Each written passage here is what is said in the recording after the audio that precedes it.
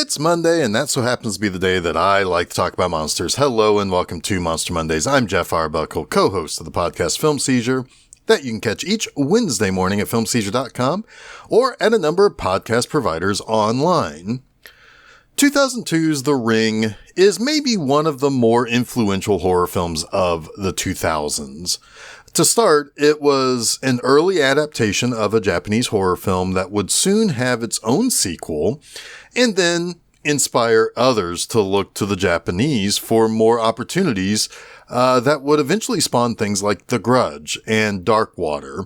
It's also often ranked very high among some of the greatest horror films ever made, and scores well on lists of scariest moments in horror films too. And I'll tell you a little bit more about my personal experience with this movie and how it actually succeeded in keeping me up all night after I went and saw it earlier that same day, but I'll get to more of that later. The Ring started as a horror mystery novel by Koji Suzuki and first published in Japan in 1991. By 1995, a series of Ring films, or Ringu in Japanese, came, and however, the film this American version is more closely adapts is the 1998 film simply called Ringu.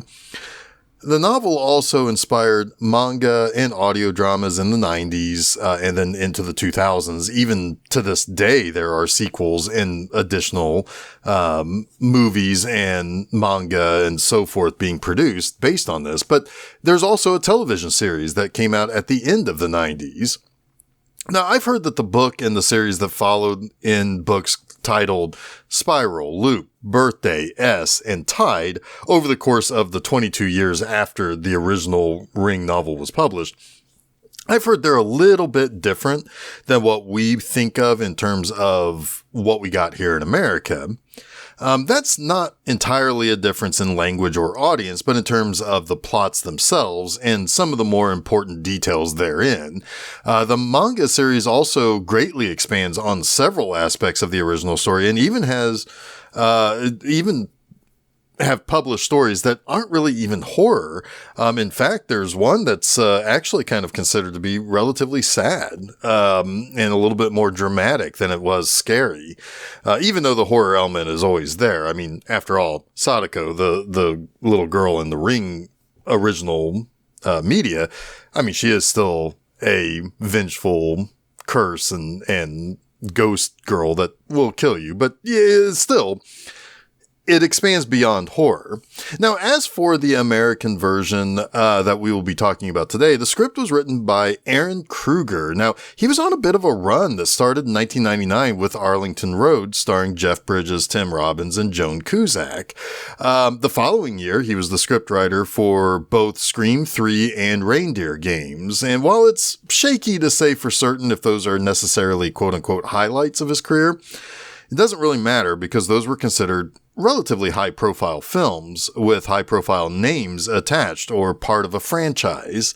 The Ring would basically write the check for a whole career of large-scale films like 3 Transformers films, and then maybe the most recognizable thing recently, Top Gun Maverick.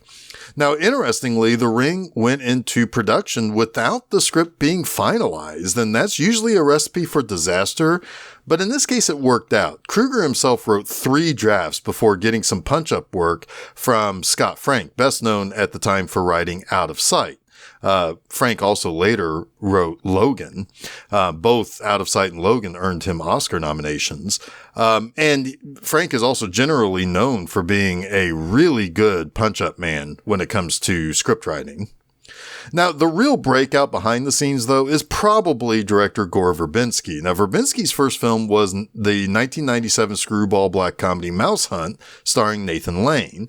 And a few years later, he made The Mexican, starring Brad Pitt and Julia Roberts. And much like with Kruger, the Ring would be the launching pad for Verbinski's whole career. And following this film, he made major blockbusters with a few of the Pirates of the Caribbean films within that franchise, as well as the winner of the Oscar for Best Animated Feature for 2011's Rango. Now, for about 10 years after The Ring, Verbinski was considered to be a relative best bet.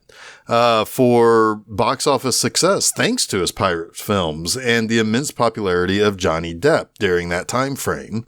But as for The Ring, Verbinski was kind of coerced into wanting to make this adaptation when Walter F. Parks, one of the producers of the film, sent him a copy of the original Japanese version, oddly enough, on VHS. And that ended up greatly intriguing Verbinski, and the rest was history. But let's get into this incredibly creepy horror adaptation. There's a lot to talk about that goes on in this film. This episode might be a little bit longer, so let's just get right into it. The movie opens with two teenage girls watching television on a rainy night. One of the girls, Becca, says that she's heard of this videotape that kills you when you watch it. You see, when you watch it, you see spooky stuff, and then when it ends, someone calls you on the phone, somehow knowing that you watched it, and tells you that you will die in 7 days. The other girl, Katie, freaks out and says that she has seen this tape. She talks about a getaway with some friends other than Becca, where they went to this cabin and they ended up watching this tape. And Becca believes that Katie is just kind of playing a joke on her or whatever, but then Katie pretends to choke to sell Becca on the idea that she's watched the tape and her 7 days are up. And as Katie gets ready for bed after the two kind of laugh off the prank and everything, the downstairs TV turns itself on by itself to a static filled station, which that's kind of interesting because that's such a part of that's a key thing with this movie. And in 2002, there were still over-the-air stations that weren't digitized. So you would get these kind of staticky channels with nothing on them. And that itself is kind of a creepy thing late at night if that's the only thing that you see or hear in a dark house. But anyway, she turns it off and, thinks that basically Becca's returning the prank on her like she did with the choking and everything. But the TV just keeps turning itself on, even when she tries to unplug it. Now, Katie starts seeing things moving in reflections and things moving on their own, as well as trails of water starting to appear on the floor. And when she returns to her room, she sees a picture of a well on her TV, and then something rushes toward her, ultimately killing her. We then meet single mother Rachel Keller, played by Naomi Watts, and her son Aiden. Now, Aiden's teacher believes that he's been affected in a lot of ways. First, by the sudden death of his cousin Katie, who we met in the first scene. And his teacher is worried about Aiden's drawings that depict a dead girl, which Rachel just kind of dismisses as being his way of processing her death. But the thing is, as the teacher explains, Aiden's drawings were made a week ago, days before Katie died. Aiden himself expresses to Rachel that no one has enough time before dying. In fact, he claims that Katie herself told him she didn't have enough time before her eventual death. At Katie's wake, Rachel's sister Ruth asks her to basically investigate how it was possible for Katie to have died the ways that she did. You see, Rachel is an investigative reporter.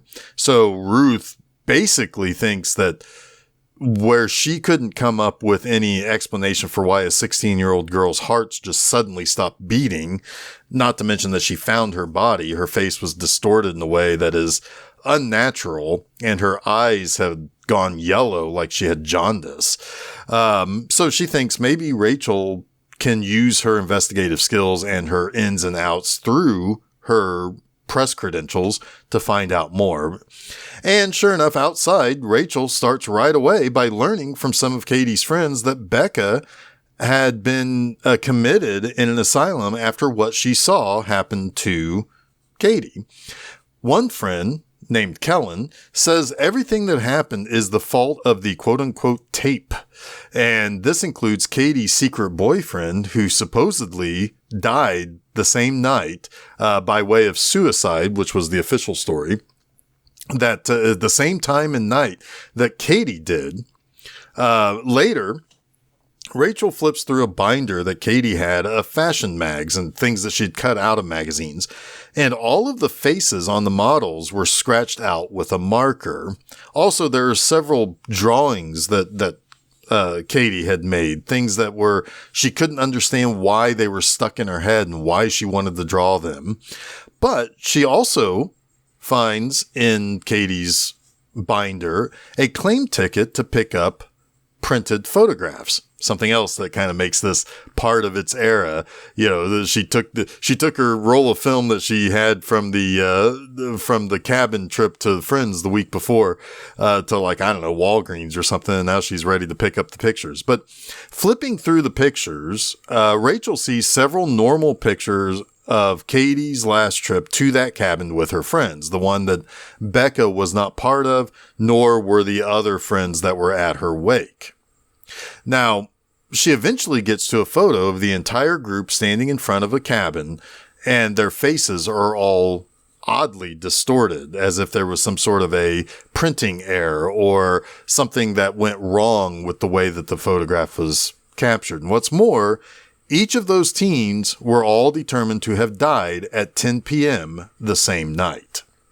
Rachel goes to the cabin where they partied. The man running the lodge talks about how reception out there in the middle of nowhere is never good, even though the teens had complained about it because they wanted to watch a football game. But, what he does instead is offer a selection of video cassettes with movies on them to watch in the VCRs within each cabin.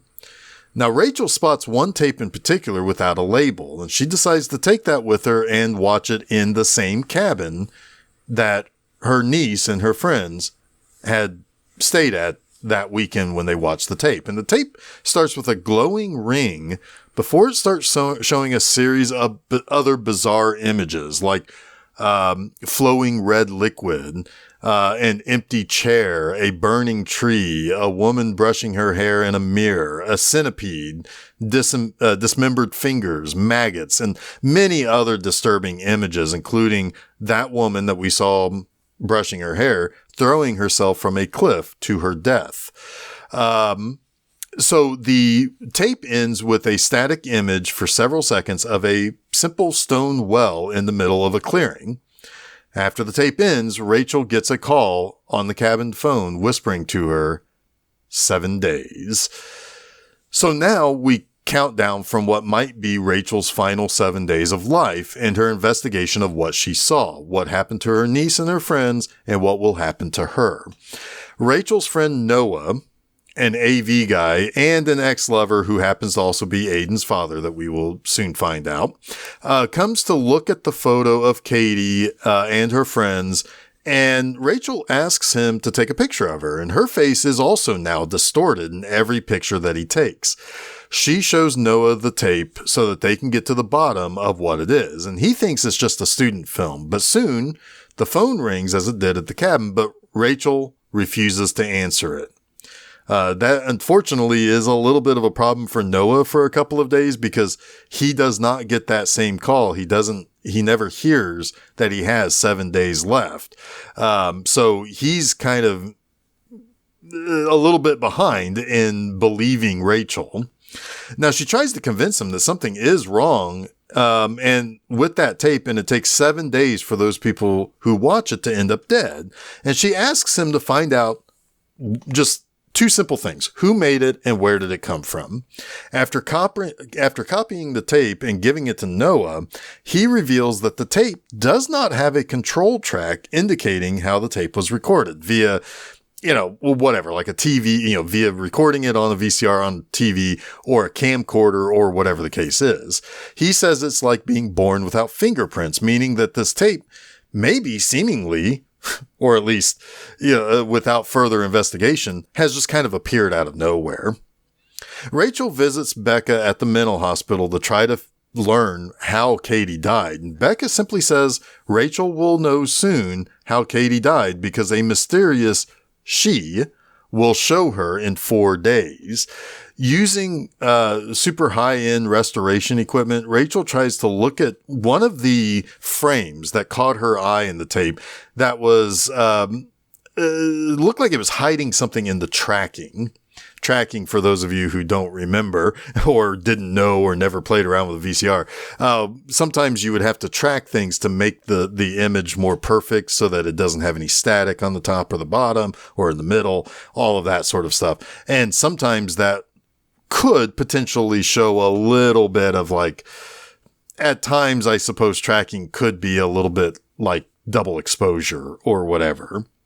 But when she, uses this equipment, she does see a very distinctive looking lighthouse. But she also discovers a fly that is sometimes crawling across the frames of the video can also just simply be plucked off of a monitor or a TV, only adding additional mystery to the tape in its nature. Rachel discovers the lighthouse is on Mosco Island, and as she researches the lighthouse, she discovers a woman named Anna Morgan. She's the brunette in the video who is brushing her long hair and eventually throws herself from the cliff. She discovers Anna was an accomplished equestrian, but the Morgan Ranch was inflicted with a terrible series of incidents that led to the horses on the ranch drowning. Later, Anna committed suicide after suffering hallucinations. Meanwhile, Noah discovers on a shop's security monitor that his face is also now distorted, just as Rachel's is in photos. And he ends up taking pictures of himself, finally coming around that he believes Rachel in what she says and wants to help him. Oh, and also, speaking of Rachel, she has begun to cough up hair, and she has been grabbed by some sort of spectral entity, leaving a burn mark on her arm. After waking up from a nightmare, Rachel is horrified to find Aiden in the living room watching the videotape. Aiden asks Rachel who the girl is and what happened to her. Now, Rachel leaves for Mosco Island to investigate Anna Morgan while Noah is sent to the psychiatric hospital where Anna was supposedly committed before her eventual suicide. Rachel learns of Anna having a daughter that is barely discussed in all of her research up to this point. And on the ferry over to Mosco Island, Rachel approaches a horse in a trailer, but the horse begins to freak out and breaks free of being, because it's scared of Rachel. There's something about Rachel that the horse can't handle. Eventually, the horse launches itself off the ferry to its death in the Sound. Eventually, Rachel does find Richard Morgan, Anna's widower. And by the way, he's played by the great Brian Cox. But he says that the horses seemingly either went crazy or sensed something before anyone else could. And he said that basically they busted through the fences and just ran to the shore where they ran into the Sound and drowned themselves. She shows him the tape, not the actual playing the tape for him, but pulls the tape out of her purse and tells him that she got it at Shelter Mountain Inn, and she believes it's something that Anna is trying to say to him. And he is visibly upset by the knowledge of the tape. He's also none too pleased to find out that there is a copy of the tape now. She asks about where his daughter is because she might be able to help, but he says that he does not have a daughter and throws her out of the house. Looking at the Morgan's ranch house as she is leaving, Rachel realizes that Aiden drew a picture of it with a man, a woman, and a little girl whose face is scratched out. At the hospital, Noah discovers Anna consistently tried to conceive a baby only for these attempts to end in miscarriages. As they continue their investigations, Aiden is constantly drawing pictures of a dark hole. When Rachel talks to Aiden on the phone, he tells her a girl told him to draw all of these pictures he's been drawing lately. She doesn't, and he says that she doesn't like the barn because the horses kept her up, but now she no longer lives at the Morgan's home, but instead in the dark place. Mosco's Island's only doctor tells Rachel about how Anna began complaining of visions as if Samara, the daughter, was placing these images into her mind. And the origin of this girl, is basically revealed here. She says that the Morgans always wanted to have a child, and they tried time and again, But one day they went away, and when they returned, they had Samara, a girl they said was adopted. And they didn't really say much more about where she came from. This doctor then recommended that they, if Samara was really the source of these issues, she then recommended they take Samara to a psychiatric hospital on the mainland, but she has no idea if she is still there. In fact, the doctor doesn't really care. She says that all of the terrible things that has ever happened on Moscow Island, well, a lot of these things got better once that little girl was gone. Now, Noah discovers there is a tape of Samara's treatment at the same hospital that Anna had spent some time in. But the thing is, Richard Morgan has stolen the tape. More accurately, he was granted the tape to borrow it, but he just never returned it to the hospital. At Richard's home, Rachel sneaks in and learns more about Samara, including seeing the tape that was missing from the hospital. It's basically a time-lapse sped-up recording of Samara in her small room. The little girl does not sleep. But there are some strange pictures on what almost comes across as large negatives. Basically, Samara sees an image in her head, and they more or less print themselves out of nothingness. It's clear that she has some sort of, I don't know if it would be like psychokinetic power or something. She has some sort of, I don't know, Stephen King level psycho power. It was Richard who wanted to leave Samara in the hospital with no intention of letting her out. However,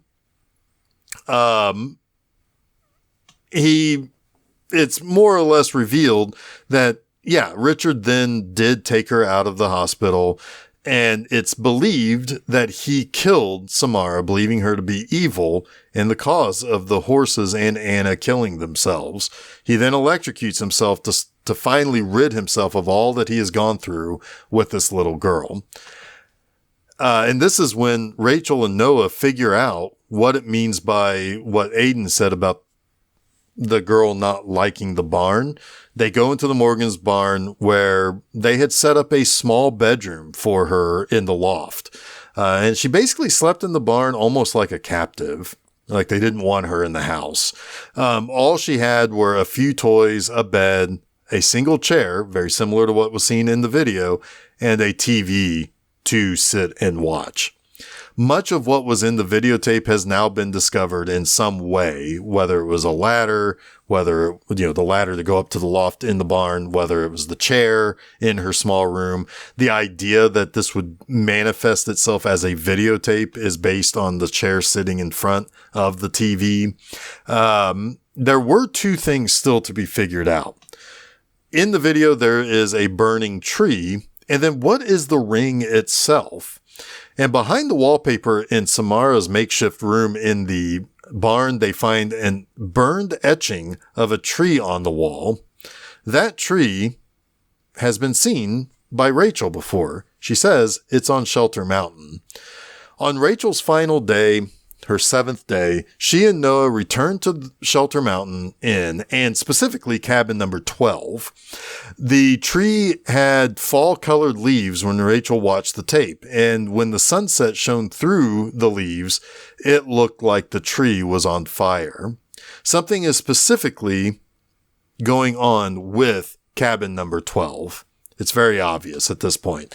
Soon, they discovered something bizarre about the floor of the cabin. Under the rug, there is a peculiar round stain, and Noah busts through the floor with an axe to discover a stone well buried in the crawl space, with a heavy stone over it, covering it. The very well that is shown at the end of the cursed tape, in fact.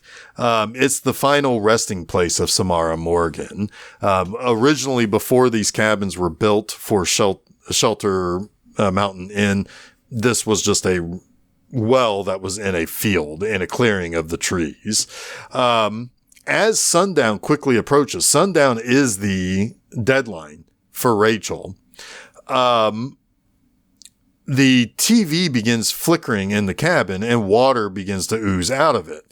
Now, as they open up the well and look down in it and try to figure out, are the remains of Samara down there? Is she down there, somehow still alive? But flies swarm out of the well, and something happens kind of in a ghost-like manner, in a poltergeisty sort of way, that causes the television from the cabin to come free of of what it's sitting on and fall into the hole into the floor and knock Rachel into the well. There she finds the ghastly evidence of Samara's final moments of life, scratches in the stone and torn off fingernails. The well is closed by an unseen force and when you look up at it, you realize that's what the ring is. The idea of the stone being placed over the well, closing it off from escape. Rachel then sees long black hair floating on the surface of the water belonging to Samara. A hand grabs her and gives her the visions of seeing Samara standing over the well with her mother. Anna then placed a trash bag over Samara's head to suffocate her. Believing her to be dead, she threw Samara's body into the well, and together Anna and Richard sealed her within. Samara's death manifested on the videotape as a vengeful curse for her mistreatment. When asked, how long could Samara have survived in the well, because she didn't ultimately die from suffocation, she died from being trapped in the well with no food or drinkable water. Well, Rachel says she would survive for 7 days. That ties back to how long it takes to suffer the consequences of watching the videotape. The ring on the video, like I said, is the light shining through the stone, covering the well, trapping her forever. There are other elements of the videotape that shows that stone closing off the well. But Rachel recovers Samara's body and plans a proper funeral to show mercy to the unloved little girl with the unique but kind of terrible powers. Now, seemingly, this act of kindness has saved Rachel and possibly Aiden. And upon returning home, Aiden does say something rather disturbing. He says that she should have never helped Samara. It was a mistake because, well, she never sleeps. And sure enough, Noah finds his television turning on by itself, showing the well like it looks like at the end of the tape.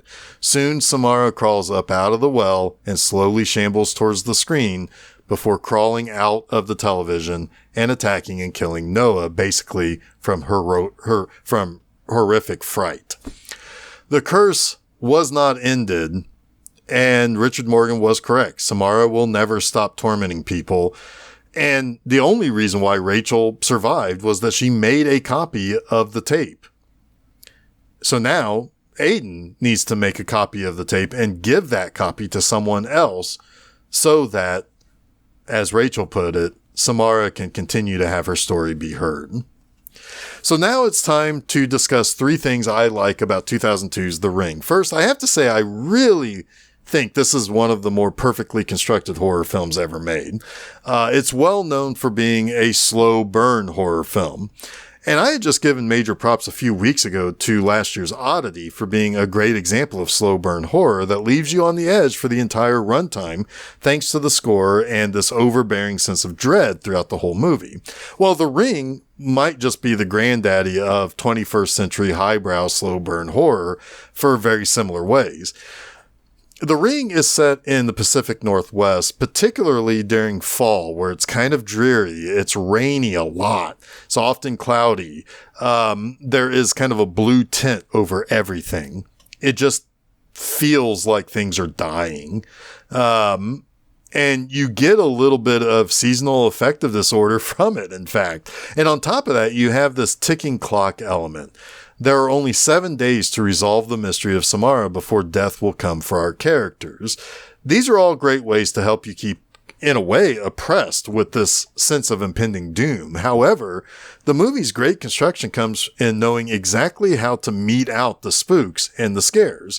It hits you with a pretty fantastic opening that ends on ends on this kind of mysterious thing that happens that you will eventually get to see the visual shock of as you get into the slow burn of the entire rest of the plot, until it eventually ends with a similar concept of horror as it opened, only for you to actually see what you didn't see in the opening scene. Those bookends of fantastic horror became sort of the most memorable thrills and chills of American horror of the century, and it still continues to affect audiences today. But the middle isn't just plotting plot. We sprinkle these little mysterious bits that I'll talk a little bit more about here in just a minute. And it includes this kind of wonderful and kind of sad tale of how this tape gets created and what power is behind it, how this curse actually works.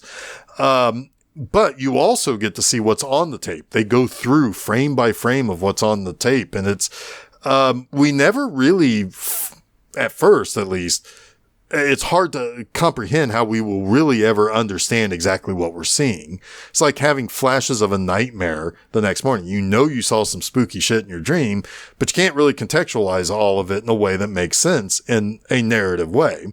So that construction, as they were trying to figure that stuff out, it's not really anything new, but a big opening and a big ending and sprinkle that mystery with, in between. That's a tried and true way of telling any action or horror or suspense thriller for a reason. It works. And when it is firing on all cylinders like it is in The Ring, it's a truly spectacular feat. Now, second, let's talk about some of that stuff in the in-between. Not only is this a well-crafted film and a very good slow horror film, it's also a pretty good family melodrama mystery. Once we get into the portion of the movie in which we discover what's going on with the Morgans, it becomes a proper mystery and a pretty fine thriller that gets really engrossing. Never mind the supernatural elements that flavor what most people think about this movie. The deaths at the beginning and the end, or the psychological powers of both Samara and Aiden, who somehow is able to communicate with Samara, or communicate at least on a kind of otherworldly level. Those are the things that make this a ghost story in a horror film. The stuff happening with that, what became of the woman on the tape, Anna Morgan, that's really where things get pretty interesting. Why did she kill herself? Why does her widowed husband and everyone else on Moscow Island tremble at the mere mention of the Morgans, specifically Samara? You almost forget this is a horror film until Noah is done away with by Samara in a ghastly way at the conclusion. You become engrossed in the Morgan drama and the mystery around that, and that just adds yet another layer to an already compelling spooky story. It starts to almost become this more realistic, grounded tale of this family who desperately wanted a child, got the child, and it turned out that that child opened up the door to a lot of other troubles. But third, I kind of need to tell a story that is forever linked to my first seeing The Ring. So bear with me here, and hopefully you'll permit me this recollection here, if you will. So it's October 2002. The film had just been released, and at the time I had been living in my first apartment alone for the last, 6 or so months.